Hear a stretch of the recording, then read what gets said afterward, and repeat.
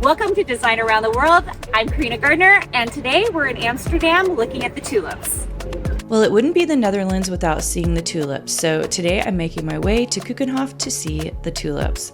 We also went to see the windmills, which I'll also show you a little later in this video. This was our super rainy day in the Netherlands. We bussed out to see the tulips, which was about a 45-minute drive away from Amsterdam. While there's not a lot of signage and architecture on this Design Around the World episode directly in the tulip gardens, here are a few highlights. Check out this map they gave us of the gardens. The way it was folded was a heavier cardstock for the top and bottom, which was nice. There was also very cool buildings, several of them, we passed on our way to the gardens. Unfortunately, we were here at the end of the tulip season, so the rows of tulips were pretty sparse on the drive. In fact, only a couple of rows were even left in bloom. Once we got to the gardens, this amazing entryway greeted us. It was definitely modern compared to the historical buildings we saw in the city. Well, and there was the tulips. Despite it being the last week of the season, we still got to see a lot of lovely tulips. Keukenhof Gardens is sometimes referred to as the Garden of Europe. This garden is spread over an expansive 32 hectares. It is one of the most visited attractions in the Netherlands. There were also tons of hedges, other types of flowers, and hey, outdoor dining areas. Check out that fabulous font on the sign. But alas, the rain pushed us indoors where we found this cafe with incredibly cool light fixtures. It also had a fabulous illustrated sign for the toilets. Very clever and cute.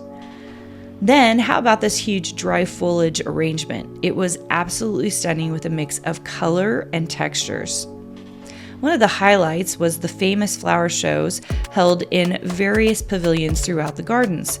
These shows featured elaborate floral arrangements, themed displays, and creative garden designs, offering visitors endless inspiration and ideas for their own gardens. At this pavilion, we even managed to pose with some fun flower displays. Some other cool details were the different water features that were shown all over the park. We even saw chicks with their mama duck. There was this sign created completely out of flowers for the 75th anniversary of the gardens. The detailed gardening that went into creating the floral sign was stunning. As we walked more through the garden, there was a lovely mix of cobblestone and paved walkways. Of course, there were more flowers everywhere you looked, which was impressive considering it was the last week of the season. Here's something fun. A gift store had a large tulip right at the entryway when you walked in. There was also a cow sporting an illustration of Amsterdam's city skyline in blue. Everywhere we walked, there were delightful colors, music, and interesting shapes created by the different gardens, or even overhead.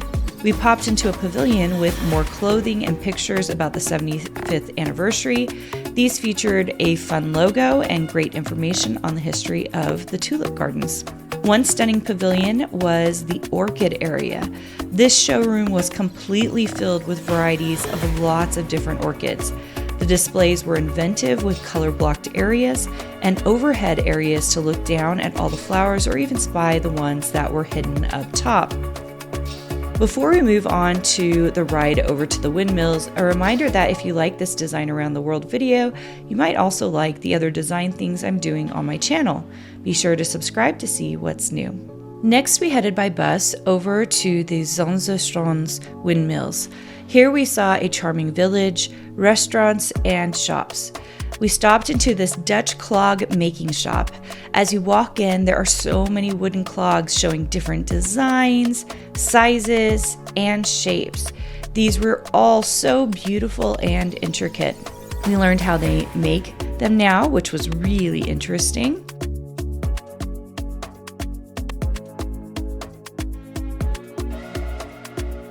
The shop itself was really beautiful and really crowded, but I might have still managed to buy some clogs for my kids.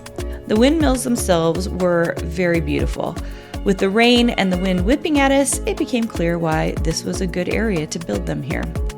Dating back to the 18th and 19th centuries, the windmills once played a crucial role in the region's economy, powering sawmills, oil mills, and other industries. Today, many of these windmills have been carefully preserved and restored, allowing visitors to experience firsthand the sights, sounds, and workings of these iconic structures. I was completely charmed by the houses and windmills with these gingerbread edging and interesting architecture. All of the buildings were painted green. The green color is historically significant and is derived from a traditional paint mixture made from linseed oil and powdered copper.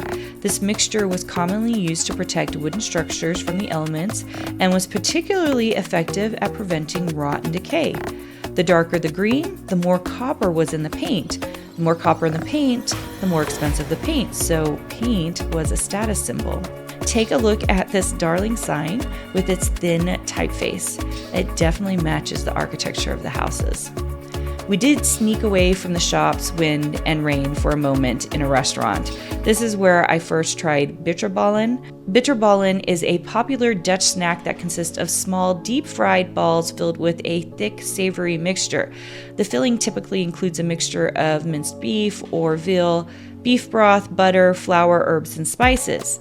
I tried bitterballen a couple of times on this trip and unfortunately just couldn't get myself to like it. Finally, a quick look at some of the signs and posters that were in different parts of the village. There was always an interesting use of typefaces and colors. It was a lovely look at perhaps a touristy side of the Netherlands, but let's face it, we were tourists.